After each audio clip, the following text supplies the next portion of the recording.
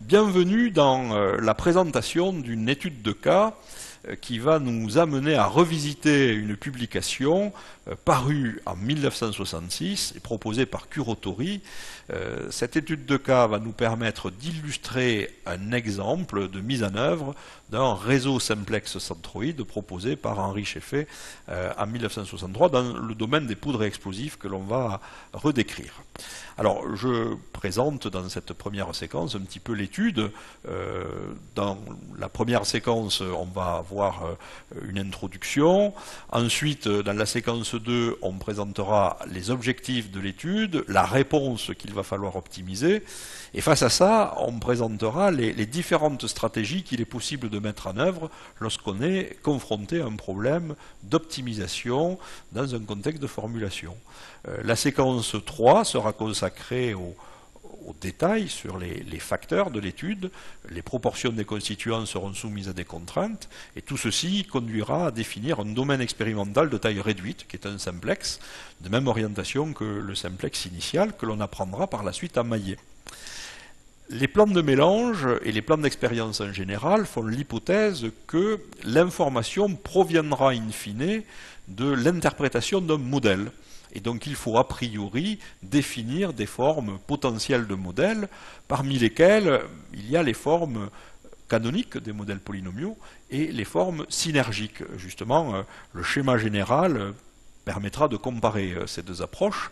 Et dans cette étude de cas, eh bien, vous allez pouvoir découvrir les modèles de degré 1, les modèles de degré 2 et le modèle synergique de degré 3. Donc choisir un modèle a priori, c'est déjà savoir le nombre de coefficients qu'il va falloir estimer expérimentalement. C'est pour ça que l'on adopte la locution modèle empirique. À partir du moment où l'on connaît le nombre d'expériences à faire, il faut en définir leur nature dans le domaine expérimental, et c'est l'objet de la construction de la matrice d'expérience. Comme ici le domaine expérimental est un simplex, c'est un triangle équilatéral, la méthode de maillage est relativement ancienne et historique, puisqu'elle est due à Henri Scheffé en 1963, et elle répond à la locution simplex centroid design, puisque nous allons faire les sommets de tous les sous-espaces qu'il est possible de définir dans le domaine expérimental. La matrice d'expérience étant définie, les expérimentateurs vont se mettre au travail et vont ramener et collecter des valeurs que l'on observera, que l'on analysera globalement pour essayer de voir s'il n'y a pas des pistes d'information à tirer. Et puis, on mettra en œuvre des outils mathématiques pour trouver l'équation du modèle, des outils statistiques pour chiffrer la qualité descriptive et la qualité prédictive du modèle, et enfin, un modèle, ça se restitue sous forme graphique. Et donc nous verrons dans cette 9e séquence le principe de construction des courbes isoréponses et le principe de construction de la trace d'une surface de réponse qui est applicable en particulier quand on a plus de 3 constituants. Et à partir du moment où on aura fait tout ça, bien dans la dernière partie que vous découvrirez, après environ 2h20 de visionnage de séquences, eh bien, vous découvrirez comment tirer profit de façon graphique ou de façon numérique des informations pour répondre à la question qui est posée par les expérimentateurs dans cette étude. Donc voilà un petit peu quel est le découpage en séquences de cette présentation, les séquences les plus longues faisant environ 20 minutes. Alors en introduction, revenons sur cet exemple. C'est un exemple historique.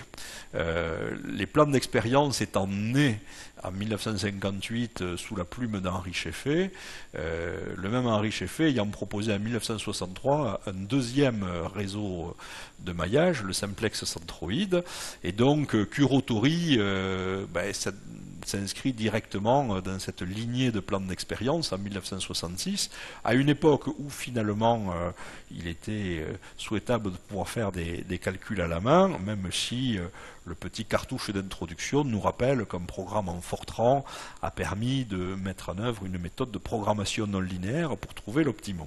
Vous voyez reporté également ici le domaine expérimental avec les courbes isoréponses, c'est ce que l'on apprendra à construire en 9e séquence, et entouré au bas de ces courbes isoréponses, eh bien la zone qui va permettre de satisfaire les exigences des auteurs.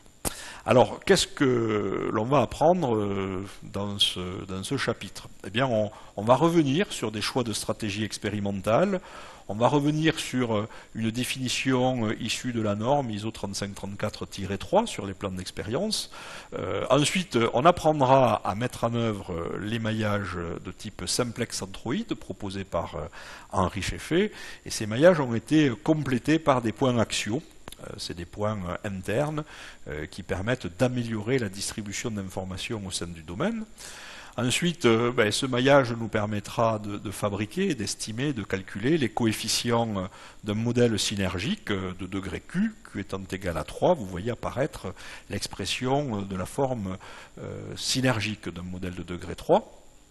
Ce modèle de degré 3, il a autant de coefficients à estimer que le strict nombre de mélanges proposés par Henri Cheffé avec un simplex Centroid Design. Donc, il y a possibilité de calculer manuellement les coefficients et on verra comment cela est possible à partir de la résolution d'un système d'équations. Naturellement, on a transporté toutes ces données au XXIe siècle et à partir d'un logiciel dédié ou d'un tableur, on va aujourd'hui intégrer les 10 mélanges pour non seulement calculer l'équation du modèle, mais ensuite, grâce aux aspects statistiques, faire des comparaisons de modèles pour voir parmi les 3 modèles envisageables, le modèle de degré 1, de degré 2 et le modèle synergique, quel est le meilleur. Le meilleur, c'est la qualité descriptive et la qualité prédictive. Ces qualités sont représentées sur le graphique à l'écran par des bâtons bleus pour la qualité descriptive, c'est la valeur du R2 ajusté, vert pour la valeur du Q2, et vous voyez qu'ici se distingue loin devant son prédécesseur, le modèle synergique de degré 3, et c'est celui que nous utiliserons. Pourquoi faire? Pour faire une représentation graphique, le principe d'analyse des courbes iso-réponse dont on a parlé, et c'est à partir de cette représentation graphique qu'on se livrera à la recherche de la solution demandée aux expérimentateurs. Il s'agit ici de trouver un mélange de 3 constituants, un liant, un comburant et un combustible. La propriété de ce mélange qui sert à faire ce qu'on appelle un propergol, qui est mesuré ici, c'est le module d'élasticité, et on souhaite un module d'élasticité égal à 3000 avec une teneur en liant la plus faible possible. Voilà, donc je vous donne, suite à cette introduction, rendez-vous tout de suite dans la séquence suivante qui va revenir plus en détail sur les objectifs de l'étude et la définition de la réponse. Et donc, bienvenue encore dans cette nouvelle étude de cas qui, j'espère, vous permettra de compléter les informations acquises lors des cours sur la méthode du simplex centroid, sur l'analyse mathématique et sur l'analyse statistique. Donc, encore bienvenue dans cette série de séquences.